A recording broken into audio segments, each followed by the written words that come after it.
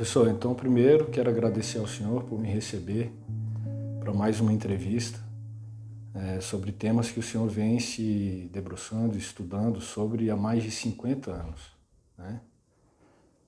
E o senhor escreve que na gramática do sânscrito a conexão entre uma palavra e o seu significado se chama yoga. Certo. E então eu sinto que a sua interpretação da cultura sânscrita é coerente com o tema, com os temas, né, aos quais o senhor vem se debruçando, pois é muito cristalina e rigorosa. Então é uma interpretação iógica do yoga. Portanto, é uma honra sempre conversar com o senhor sobre esses assuntos. Professor, no seu livro, o Tama Purusha, o senhor faz uma reflexão sobre o que significa meditar. E explica que na cultura sânscrita é colocar em funcionamento um processo interno da mente de libertação da opressão do outro, que coloca a pessoa em controle sobre a sua própria vida, né? Isso deve ser feito de forma continuada. Então, se a meditação é exercitar a nossa própria natureza, ela não deve ser feita só num momento específico, né, do dia. Aí o senhor mesmo fala no livro, a imagem que em geral as pessoas têm da meditação é que como se a gente pudesse ligar e desligar, né, ela. Como o senhor fala no capítulo 18, né, do Tama Purusha. Então, o processo da meditação que o senhor sugere no livro é um que se conquista em caráter permanente e estável, não é isso? Você pode falar um pouco sobre isso? Posso. As meditações, as técnicas de meditação, todas elas têm por finalidade tranquilizar a mente. Então, ela vai funcionar na medida que ela consiga pôr em funcionamento esse processo interno de identificação da mente com o eu. Toda meditação toda a técnica de meditação, meditar andando, meditar focado na respiração, meditar olhando um yantra, meditar cantando, não importa qual é a técnica. Ela tem que acionar esse processo interno, porque se ela não acionar esse processo interno, a meditação não aconteceu. Então, o esforço da meditação tem que ser no sentido de tranquilizar a mente, pacificar a mente, de modo que você possa ouvir a voz do coração. Essa voz do coração é uma expressão coerente com a cultura das Upanishadas, que localizam o eu supremo dentro do espaço oculto do coração, dentro do que eles chamam de guha. Guha é uma caverna, um esconderijo, um oco. Então é ali que está escondido. Se a técnica que você está usando para a sua meditação agitar a sua mente, você não consegue enxergar dentro de si a presença do eu. E o eu é o Tama Purusha, que é a primeira pessoa, né? Então, é nisso que consiste o processo de meditação. Não importa a técnica que você use, desde que você consiga acionar o processo de conexão interna, ela funciona. Se não conseguisse ficar na superfície externa da prática, você vai deslizar na casca do ovo e não vai entrar. Certo. Então, tudo o que puder tranquilizar a mente, a gente pode dizer que é uma espécie de um método de meditação?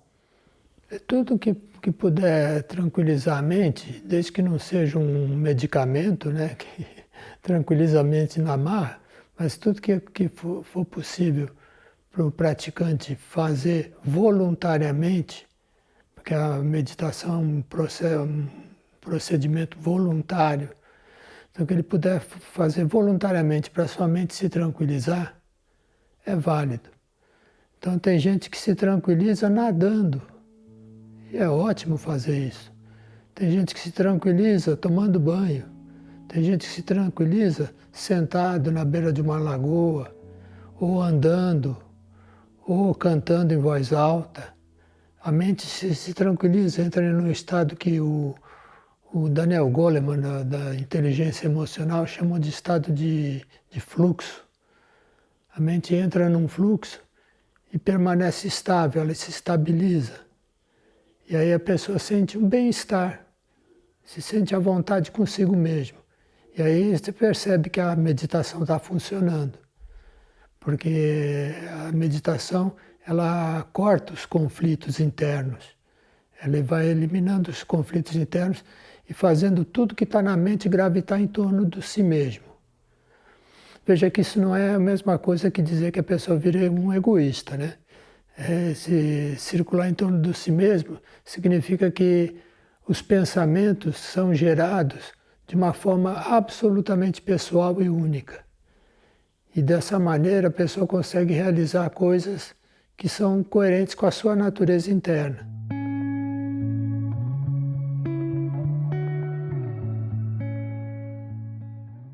No início do capítulo 2 dos Sutras, o Patanjali enuncia os kleshas, né? Que são as perturbações e são a falta de sabedoria, egoidade, desejo, aversão, pertencimento, necessidade do pertencimento, né? Como o senhor mesmo disse. E os kleshas são exemplos daquela opressão que nos afasta do comando das nossas próprias vidas, né? Esses kleshas, eles surgem em nós a partir da relação que a gente tem com o mundo exterior. Certo. Né? Sinais que a gente pode identificar na mente de que estamos permitindo essa opressão externa ou de que a gente está caminhando no sentido de sermos mais autênticos, menos ajustados aos outros e mais ajustados a nós mesmos. Sim, vamos fazer uma ressalva.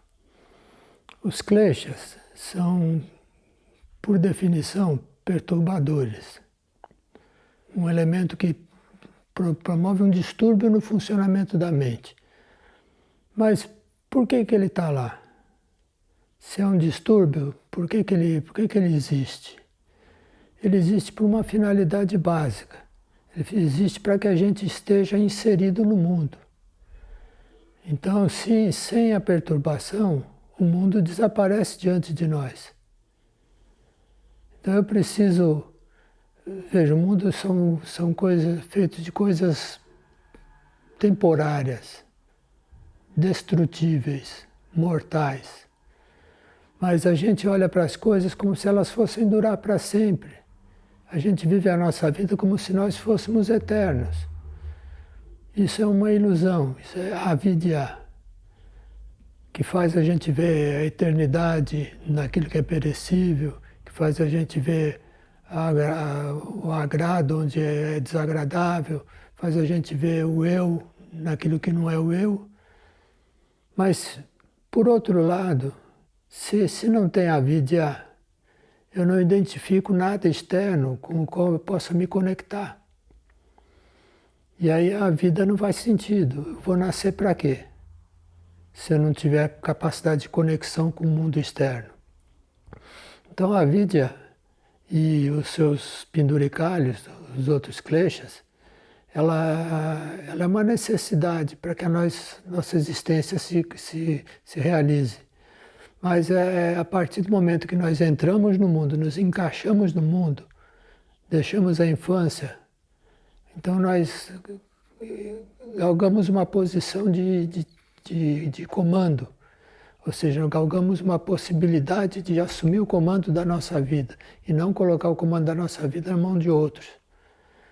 Então aí que vem a necessidade de identificar sinais de que a gente está fazendo a coisa certa.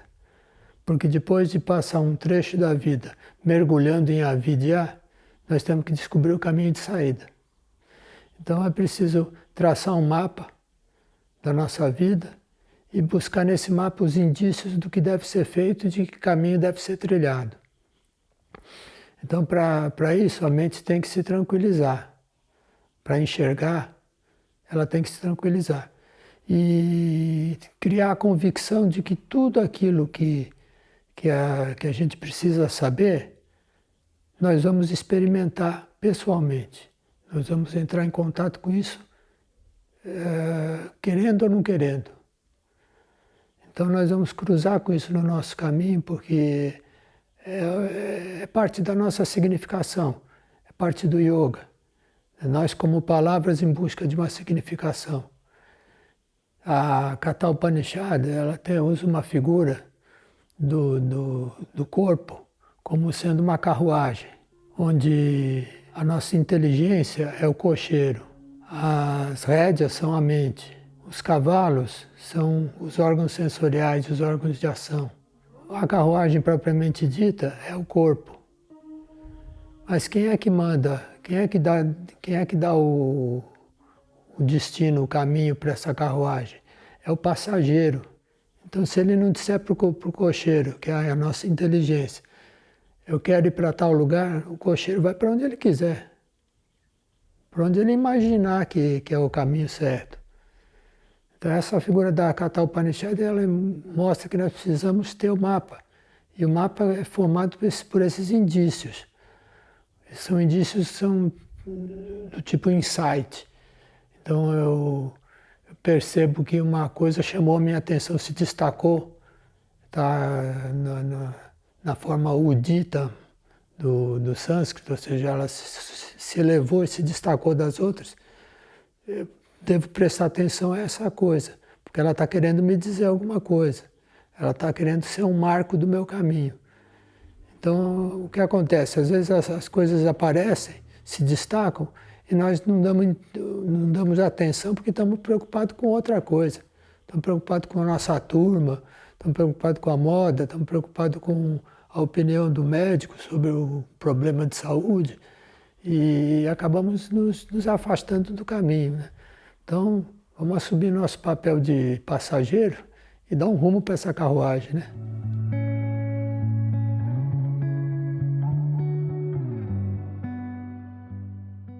Só essa observação da mente, desses sinais sobre os quais o senhor falou, vai ajudar a colocar em funcionamento um mecanismo que o senhor cita como sendo o coração do yoga, que é Viveka, discernimento.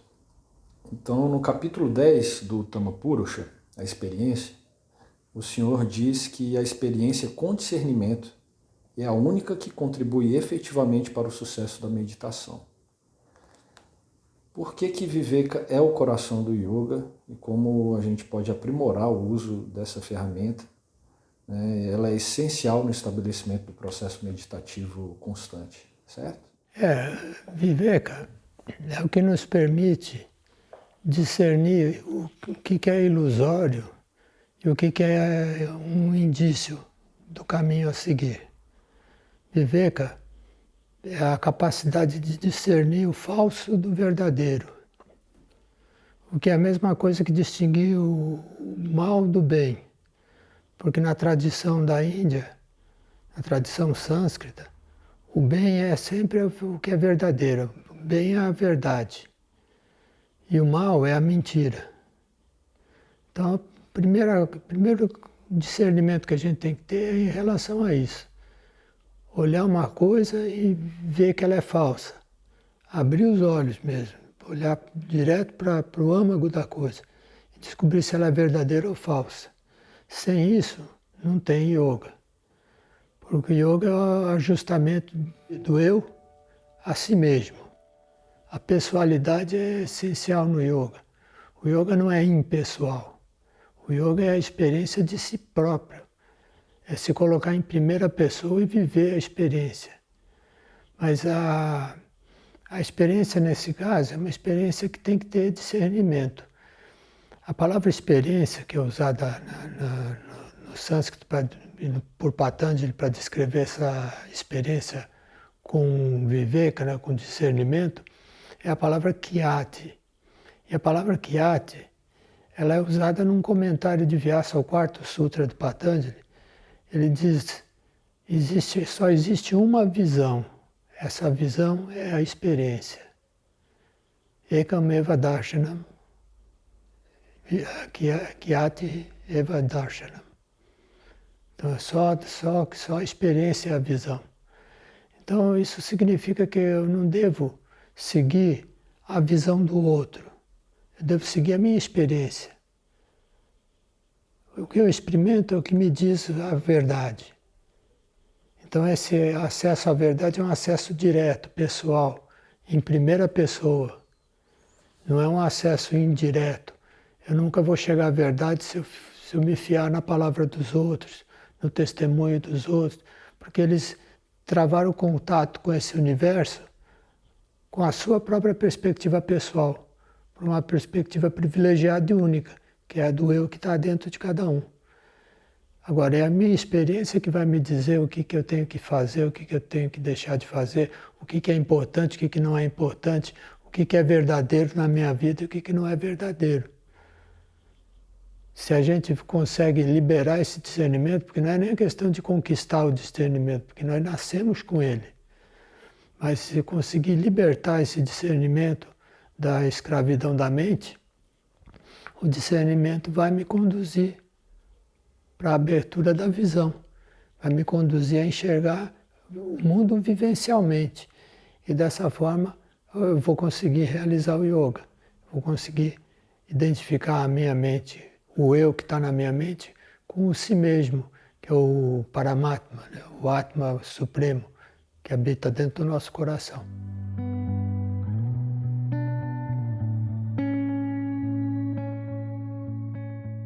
Professor, nos seus cursos, suas palestras, o senhor fala sobre o yoga da agenda. Né? Sobre a importância de eliminarmos pendências das nossas vidas. E realmente é difícil ter uma mente em paz se há vozes cobrando, né, que a gente faça coisas. Então, quão importante é isso? Assim, eliminar pendências para que o processo meditativo seja constante. Esse processo do qual a gente está falando. A pendência é um compromisso que não foi realizado. E se é um compromisso, ele está fixando a mente com uma âncora. Então essa âncora pende na direção daquele compromisso. Se ele não se livrar desse compromisso, ele não vai sair do lugar. A mente vai estar sempre perturbada por aquele incômodo de uma pendência que está engavetada. A tendência da gente é esquecer, cortar o laço com essa pendência sem cumprir o compromisso. Mas se é um compromisso, o compromisso deve ser cumprido, porque a realização de um compromisso, o cumprimento do compromisso, a realização daquele ato que está comprometido, ela traz como resultado uma satisfação imensa, que ela chama Ananda, né, que é felicidade interna, felicidade de uma qualidade superior, que tem um efeito colateral de tranquilizar a mente.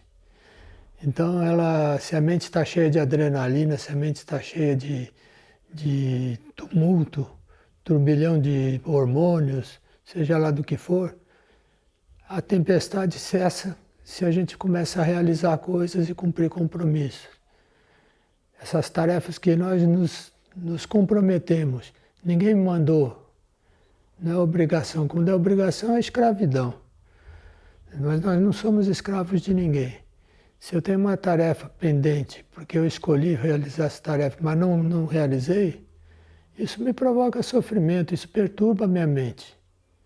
Isso faz de mim um estorvo para mim mesmo. Agora, se eu tirar da agenda todos os compromissos pendentes, separar numa gaveta e tirar toda manhã dessa gaveta os compromissos que eu acho que eu vou ser capaz de realizar naquele dia, eu consigo me proporcionar a oportunidade dessa felicidade. E essa felicidade é a felicidade que nos encaminha, nos prepara a mente para o yoga.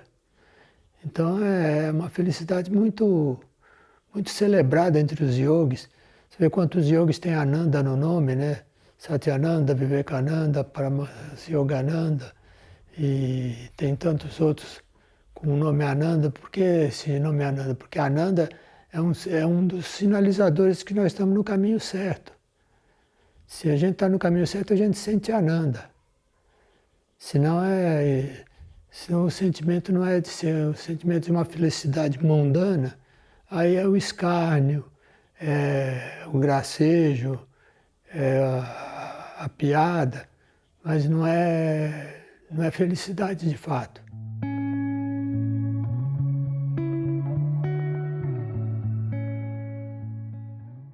Quando o Patanjali enuncia nos últimos angas, Dharana, Dhyana e Samadhi, e cita mais um método de meditação, que é o Samyamaha, ele parece estar falando sobre uma das formas mais fáceis de meditar, que é exercer a nossa própria natureza, né? Colocar uma atenção em um objeto que é agradável para nós. É essencial para o yogi que ele se resolva nesse aspecto vocacional para que a meditação seja um estado constante e natural da vida.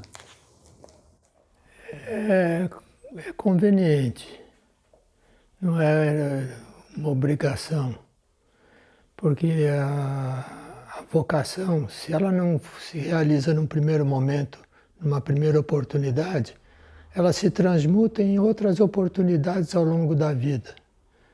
Então a pessoa às vezes se afasta da sua vocação, se afasta da sua natureza para experimentar outras coisas, para aprender outras coisas, para reunir elementos que vão permitir a ela um insight.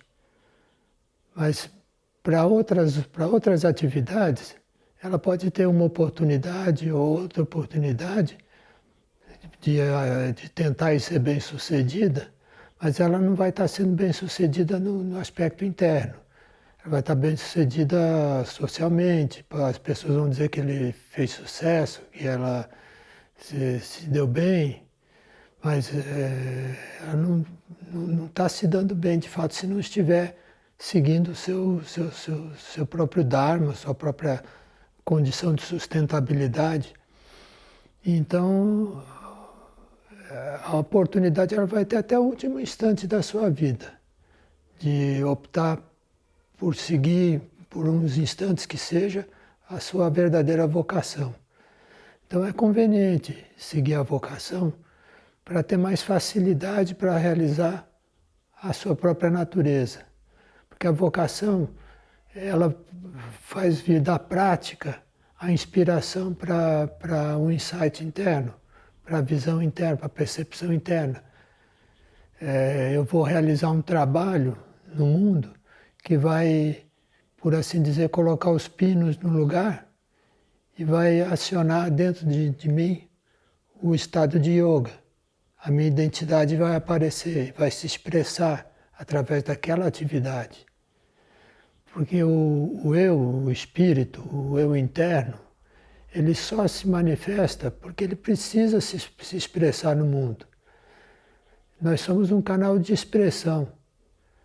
Então essa expressão precisa ser feita de forma clara. E assim eu estou realizando meu papel no mundo.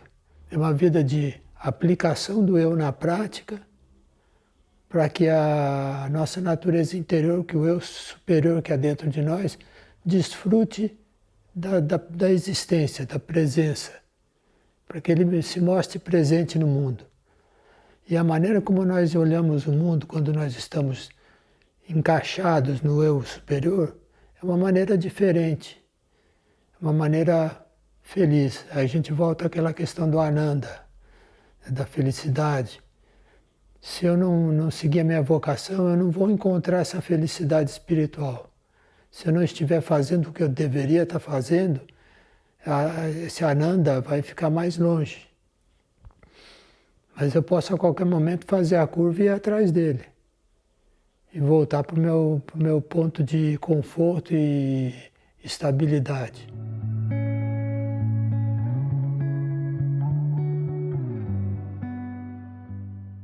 Professor, no capítulo 16 do Tama Purusha, o senhor fala sobre a importância de purificar a memória também, né, para o processo da meditação. E isso é um fato, né, porque quantas vezes lembranças de eventos passados roubam a nossa paz de espírito, né?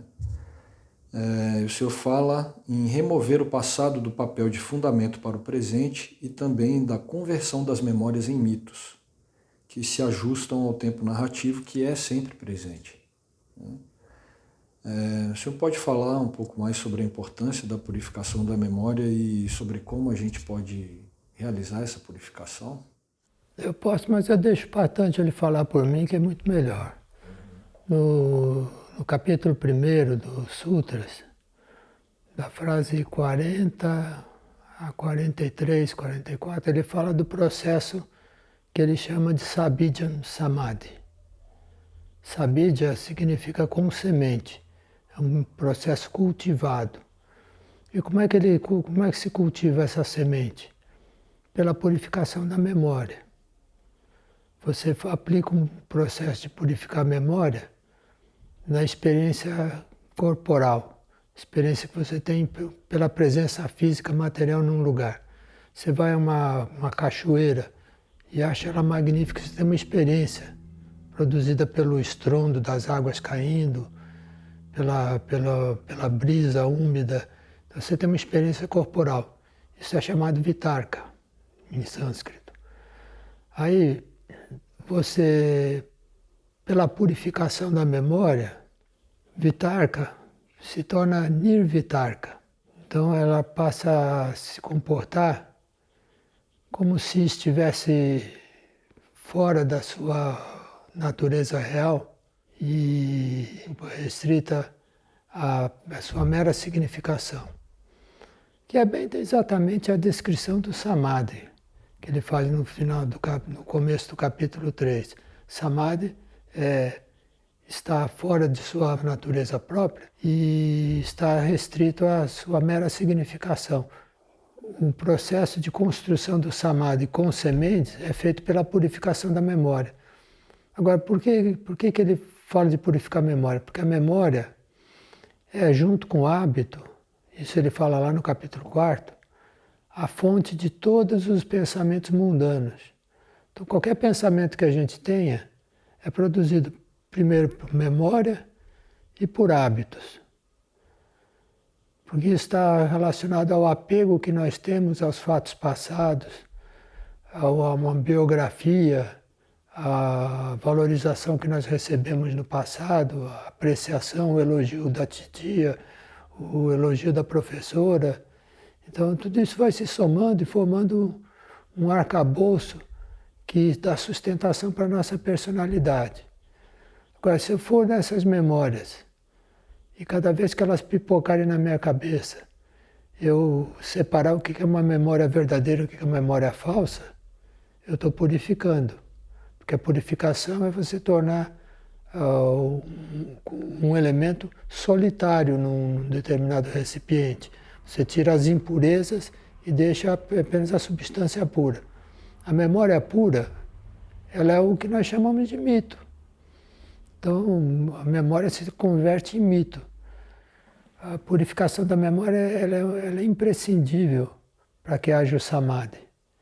Daí o fato de o processo de purificação da memória ser a transformação dos pensamentos de vulgares e vinculados à matéria, ao mundo objetivo, em pensamentos cada vez mais sutis e menos vinculados ao mundo externo.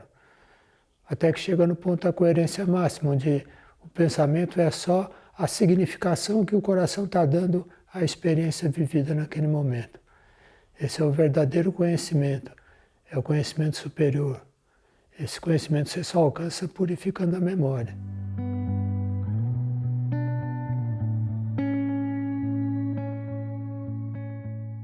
Professor, o senhor faz recomendações no último capítulo do Tamapurusha, né, para que a meditação aconteça naturalmente.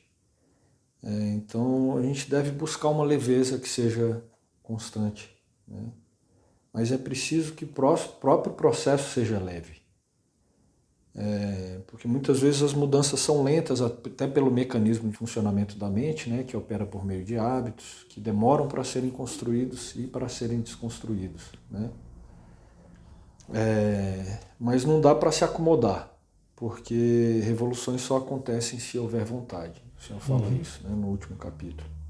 Então é preciso fazer tudo o que estiver ao nosso alcance para construirmos a leveza de sermos quem somos.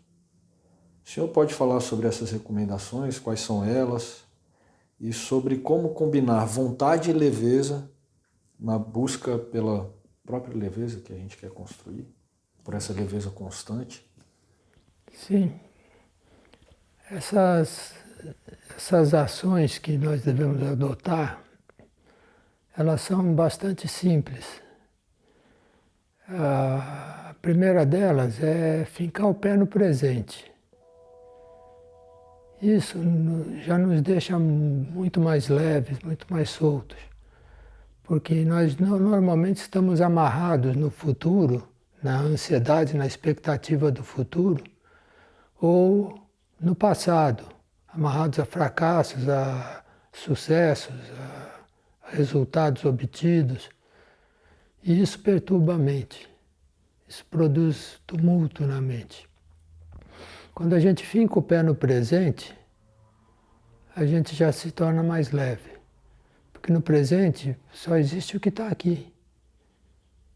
Então, é o momento certo de tomar uma decisão, o momento certo de se fazer qualquer mudança na vida é agora. Então, esse é o primeiro passo. Estar no presente e se agarrar no presente e não largar ele de jeito nenhum. Um segundo passo é você enxergar a vida de uma forma leve. De uma forma leve significa procurar o lado bom das coisas, o lado bom das pessoas, o lado bom dos acontecimentos. Se eu tenho uma doença que vai me dar 3 dias de vida, eu vou tentar viver esses 3 dias com alegria, com satisfação, não me lamentando. Porque o tempo que me resta de vida eu vou ficar me lamentando, por quê? Né? Então, o terceiro passo, embora não haja uma ordem nesses passos, né? O terceiro passo sugerido é desapegar-se de tudo, mas especialmente daquilo que não tem a ver com a sua própria natureza. Então, o desapego, o apego, ele nos amarra do lado de fora. Então, se a gente ficar preso do lado de fora, nós ficamos tensos, a mente se perturba e a vida perde a leveza. Então, para a vida ficar leve, eu tenho que estar satisfeito, contente com o que tenho na mão, com o que tenho disponível nesse momento. Isso me basta. O quarto passo, depois de desapegar, né, a gente pode pensar, pode resumir como relaxar e viver a sua vida. Porque a tensão vai sempre elevar o tom da mente e a mente vai começar a querer pensar sozinha. E, então, se a gente relaxa, porque a mente é muito defensiva, né? Então ela vê a agressão e perigo em tudo. Então a gente está no presente, está relaxado, está feliz e curtir a vida mesmo, aproveitar, desfrutar da vida, não nos afasta do si mesmo, ele nos coloca na primeira pessoa. O mundo não é feito para o celibato e para o jejum. O mundo é feito para ser desfrutado, mas desfrutado com o coração, desfrutado como eu, não como o outro. Isso está muito claro na Bhagavad Gita, né? Se eu desfruto do fracasso, se eu desfruto do sucesso e não mudo a minha natureza, se eu sou igual no fracasso, no sucesso, na alegria, na tristeza, na vida, na morte, então eu sou um yogi.